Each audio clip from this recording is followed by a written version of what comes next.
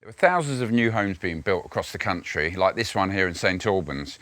Usually there's no lawn, sometimes there's some paving, but there's certainly no plants. Today I'd like to show you how to transform this into a real beautiful little garden.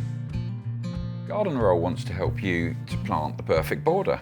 You choose your size and style and we'll send you all the plants to match the paper template. I want to share with you my love of plants and enable you to create the perfect haven for your family and for local wildlife too. We've done all the design work for you so that each plant is perfect for that position. If this is your first time garden, or you simply want a solution that gives instant results, my professionally designed borders might be just the thing for you.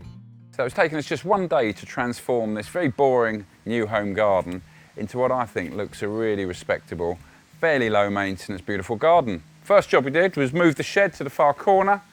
The guys put that on a slab base, nice and easy, tucked away over there. We've created a 120 wide Garden Roll shady border here with ferns, plants that will tolerate that condition, or Cuba, Fatsia, and that sort of disguises the shed a bit as well, which is great.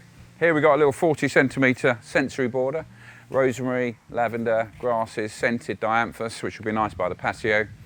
Then we've got a 60 centimetre mixed sunny border there, with all the different textures, flowers, grasses. We've got evergreens, flowering, so it's a nice mixture all through the year.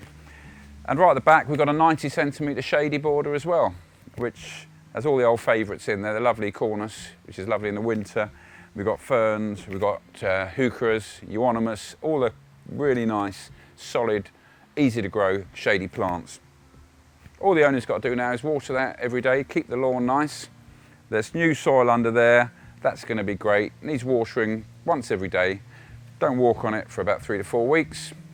Got a beautiful garden in a day.